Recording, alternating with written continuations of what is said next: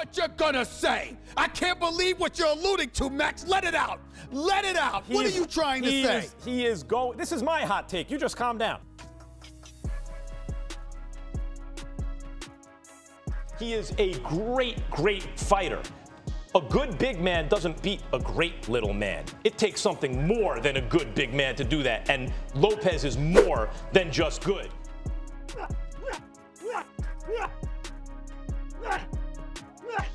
Punches are not made, they are born. And this guy, Lopez, was born to punch. And he's got one other thing going for him, Steven and Max. He reminds me of Pacquiao, Lopez, in a way, not just with power in either hand, but his closing step, his ability to explode.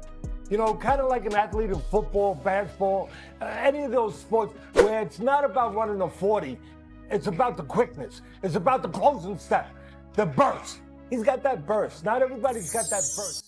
Every once in a while, sports TV forgets it's supposed to be polite. The suits loosen, the voices rise, the smiles disappear. And suddenly, what was supposed to be analysis turns into a verbal cage match.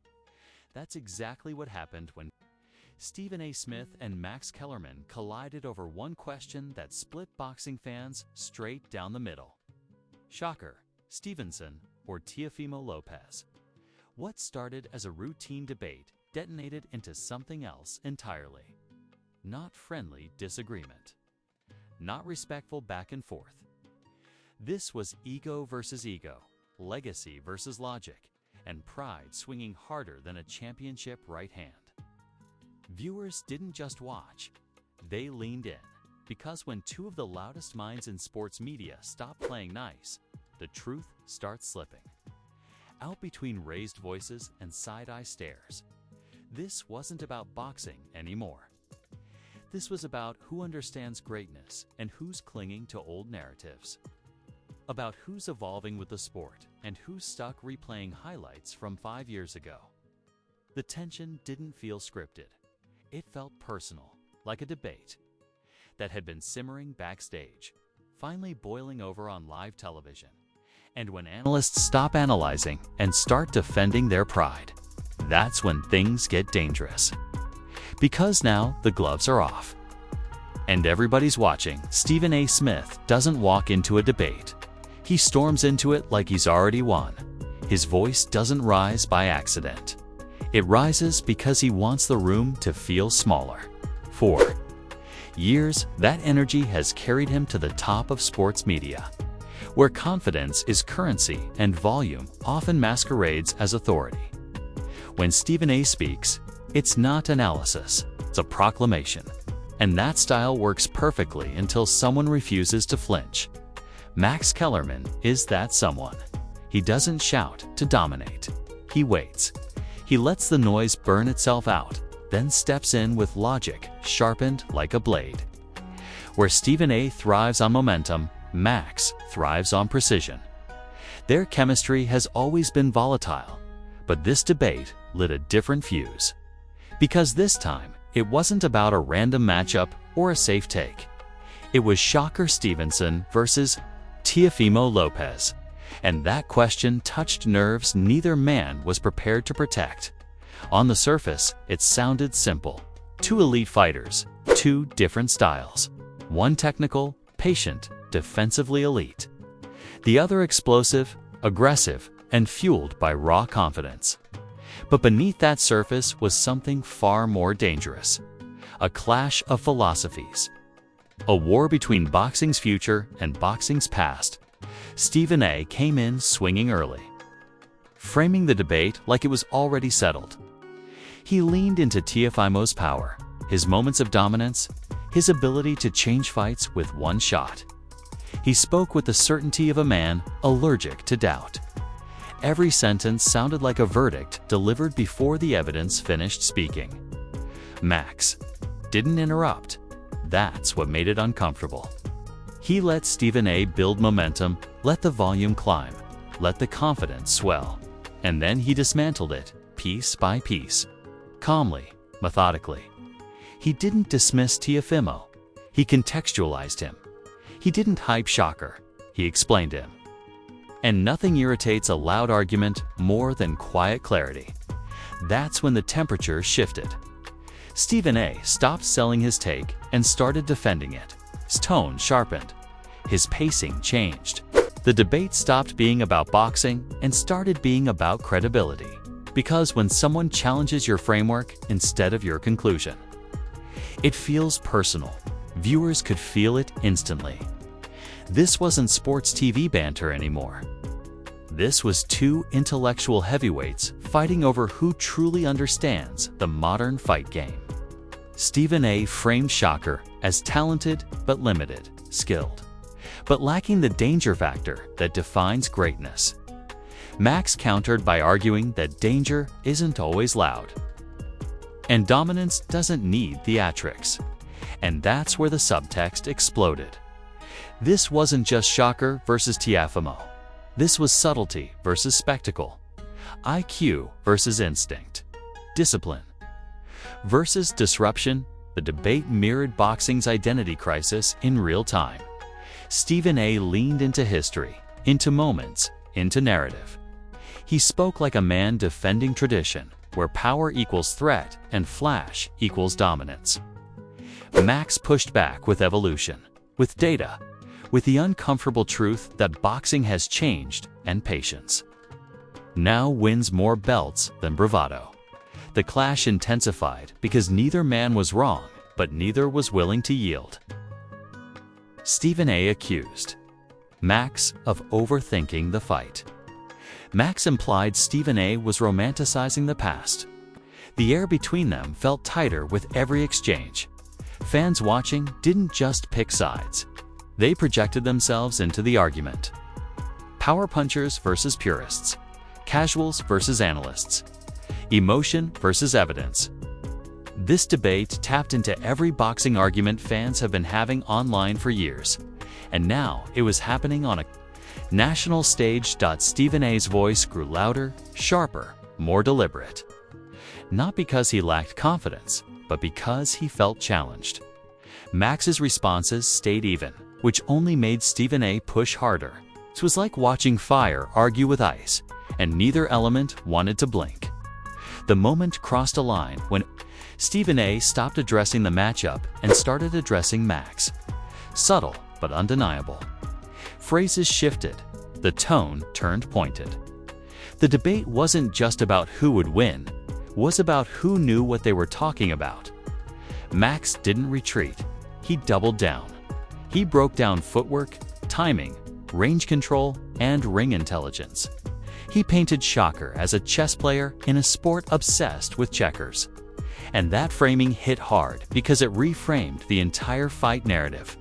Stephen A. responded with passion, invoking heart, explosiveness, and moments where one punch changes everything. His argument wasn't weak, it was emotional. And emotion carries weight, especially with fans who watch boxing for impact, not percentages. The studio felt divided. The energy wasn't playful anymore. It was tense. Viewers could sense that this debate had slipped beyond production cues. Nobody was cutting it short. Nobody was laughing it off. This was real disagreement unfolding in real time. Social media reacted instantly. Clips circulated before the segment even ended. Fans argued over who won the debate like it was a fight itself. Comments flooded in accusing Stephen A. of bias and Max of overanalysis. The audience wasn't just watching, they were participating. What made this moment explosive wasn't the volume, it was the authenticity. This wasn't manufactured heat. This was two analysts colliding over something they genuinely believed in. And when belief collides with ego, sparks are guaranteed. By the end of the segment, nothing was resolved. No consensus, no polite wrap-up. Just tension hanging in the air like smoke after a missed knockout. And that unresolved energy. That's what made it dangerous. Because debates like this don't end on air. They spill into timelines, group chats, podcasts, and comment sections. Once the segment ended, the debate didn't cool off. It mutated. It escaped the studio and went feral across the internet like a storyline nobody could put back in the cage. What Stephen A. Smith and Max Kellerman started on air instantly became a full-contact cultural argument, and boxing fans treated it like a championship bout with unlimited rounds.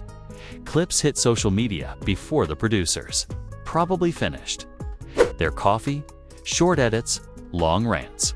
Freeze frames of side eyes and pauses dissected like body language was suddenly a science. Every raised eyebrow turned into a meme. Every sigh became evidence. Fans weren't just replaying the debate. They were studying it. Team Stephen A. came out swinging. Loud supporters echoed his points with passion, defending Teofimo's explosiveness like it was sacred scripture. They talked about moments, knockouts, fear factor. They argued that boxing isn't a math problem. It's a fight, and fights are won by the guy who makes the other man uncomfortable. In their eyes, Shakur's style was clean but cautious, elite but untested under true fire. Team Max fired back with surgical precision. They flooded timelines with breakdowns, clips, slow motion, examples of footwork and distance control. They talked about hit, non-get, hit like it was gospel. They framed Shakur as a technician so advanced that people mistake dominance for boredom. To them, Teofimo was dangerous, but danger without discipline was just noise. And right in the middle of it all sat the casual fans, confused, entertained, and loving every second of the chaos. Because this debate didn't feel like sports talk anymore. It felt like ideology, like arguing vinyl versus streaming, like debating whether the best superhero is strength or intelligence. Memes went nuclear. One viral post compared Stephen A. to an action movie director obsessed with explosions, while Max got labeled the chess grandmaster, explaining why every flashy move leaves you exposed. Another joked that Stephen A. watches fights standing up while Max watches them with a notebook and a calculator. The jokes weren't cruel, but they were relentless. Boxing personalities couldn't stay quiet. Fighters, trainers, and analysts started chiming in without directly picking sides. Vague posts about styles make fights and boxing IQ always. Age is better than power-flooded timelines. Others pushed back, reminding everyone that one clean shot erases 10 perfect rounds. The debate split the community clean down the middle. Podcasts jumped in immediately. Entire episodes were recorded overnight just to weigh in. Titles screamed about who won the argument like it was an actual fight result.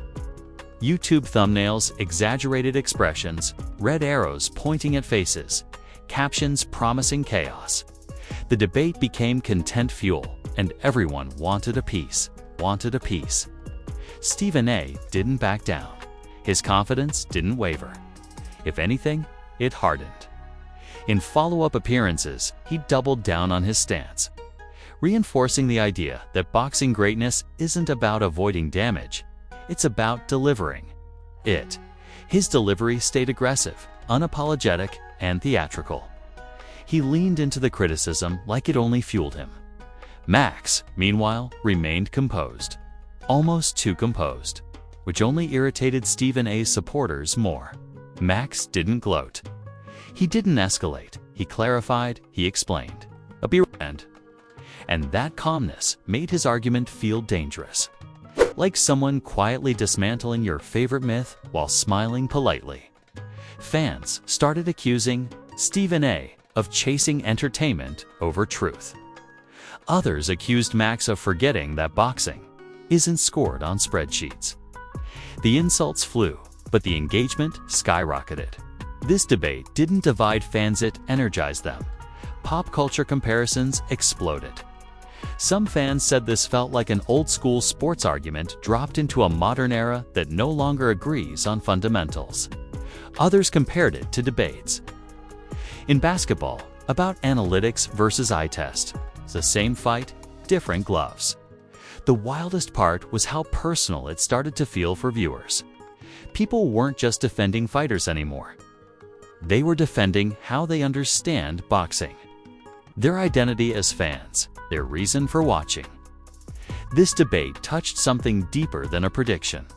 As the days passed, the argument refused to die. New angles emerged, hypothetical matchups, fantasy breakdowns. Who wins on points? Who wins in chaos? Who controls range? Who cracks first? The debate expanded beyond Shakur and Teofimo and became a referendum on what fans value most in the sport. Even neutral observers admitted something rare had happened. Sports TV had stumbled into authenticity, not a manufactured shouting match, but a genuine disagreement between two analysts who truly believed their opposing visions of boxing's future. And that's why it stuck. Because it wasn't fake heat, it was real tension amplified by cameras. By now, the question wasn't who was right. It was what this moment meant. Did Stephen A. represent the soul of boxing as spectacle? Did Max represent the evolution toward precision and control? Or was the truth somewhere uncomfortable in between? The debate didn't crown a winner. It crowned a problem. Boxing fans don't agree on what dominance looks like anymore. And when that disagreement spills onto national television, it stops being entertainment and starts being a cultural mirror. As the noise grew louder, one thing became obvious. This clash wasn't a segment, it was a spark. And sparks don't burn out quietly. They set stages for what comes next. Because once the media stops arguing about the fight and starts arguing about the argument, the fallout has already begun. When? The dust finally started to settle. It didn't fall evenly. It drifted. It lingered.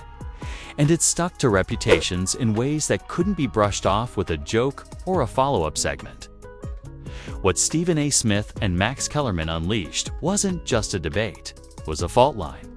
And once a fault line cracks, the aftershocks keep coming long after the cameras stop rolling. Stephen A. emerged from the clash exactly as he entered it. Loud, confident, and unapologetic. To his supporters, that consistency was proof of authenticity. He didn't soften his stance. He didn't reframe his argument. He stood by it with the same chest-forward bravado that made him famous. In their eyes, that wasn't stubbornness. That was leadership. The kind of certainty fans crave in a media landscape drowning in hedged takes. But to his critics, the moment painted a different picture. They didn't see passion. They saw resistance. Resistance to change. Resistance to nuance. Resistance to the uncomfortable idea that boxing dominance doesn't always arrive with fireworks anymore. For them, Stephen A. became the avatar of the old guard. Clinging to spectacle while the sport quietly evolved beneath him, Max Kellerman's fallout looked quieter, but it cut deeper. He didn't gain volume, he gained validation. Fans who prioritize craft over chaos rallied around him, praising his restraint and framing his argument as a blueprint for understanding modern boxing. He became the voice for viewers who believe the sport has outgrown pure aggression. But that calm also came with backlash. Critics accused him of over-intellectualizing violence, of turning a fight into a lecture, of forgetting that boxing at its core is about damage, not diagrams. To them, Max sounded disconnected from the visceral reality that draws fans to the sport in the first place. The clash forced audiences to choose what kind of analysis they trust: emotional certainty or analytical precision, narrative or numbers. And once fans choose, they don't just disagree, they commit. Inside the industry, the ripple effects were immediate. Producers noticed the engagement spike. Executives saw the metrics. Clips from that segment outperformed safer debates by a wide margin. The message was clear. Authentic conflict sells, not manufactured shouting, but genuine disagreement between credible voices. That realization is dangerous.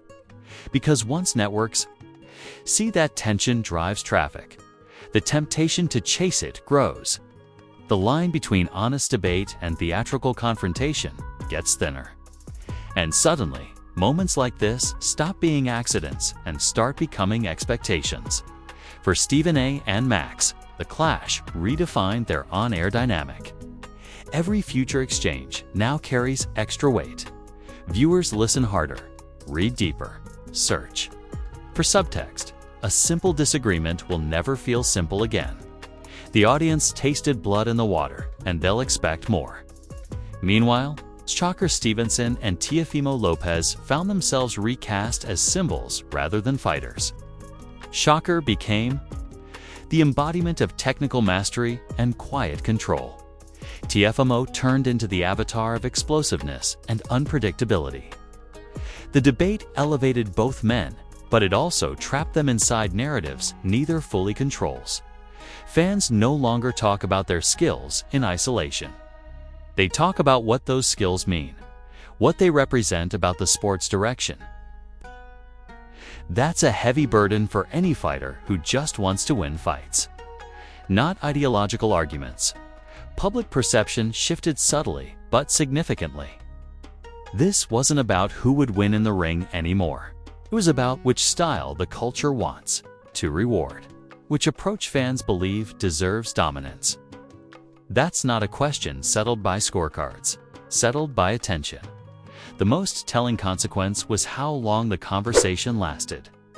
Days turned into weeks. New segments referenced the clash. Podcasts revisited it. Fans brought it up in unrelated discussions. The debate became shorthand. Say Shakur versus Teofimo, and people immediately referenced Stephen A. and Max. That's cultural imprint. This moment didn't end anyone's career, but it sharpened lines. It forced clarity. It made neutrality uncomfortable. And in media, discomfort is where identities solidify. For Stephen A., the clash reinforced his brand as the ultimate provocateur, the man unafraid to lean into heat. For Max, it strengthened his image as the intellectual counterweight. The analyst who refuses to sacrifice nuance for noise, both gained. Both lost, the audience gained something too. A reminder that sports debates can still be real. That disagreement doesn't have to be scripted to be compelling. That passion and precision don't cancel each other out. They collide. But the unresolved tension remains. Because this debate never reached a conclusion. There was no handshake. Moment, no mutual concession. Just opposing truths standing their ground and that unresolved energy. It doesn't disappear. It waits. For the next matchup. The next segment. The next moment when these two collide again. Because once the gloves come off on live television, they're never fully put back on. This wasn't the end of the conversation. It was the permanent shift in how it's framed. So now the gloves are in your hands. This debate wasn't just Stephen A. Smith versus Max Kellerman. It was two visions of boxing crashing head-on. Precision versus power. Patience versus pressure. Chess versus chaos.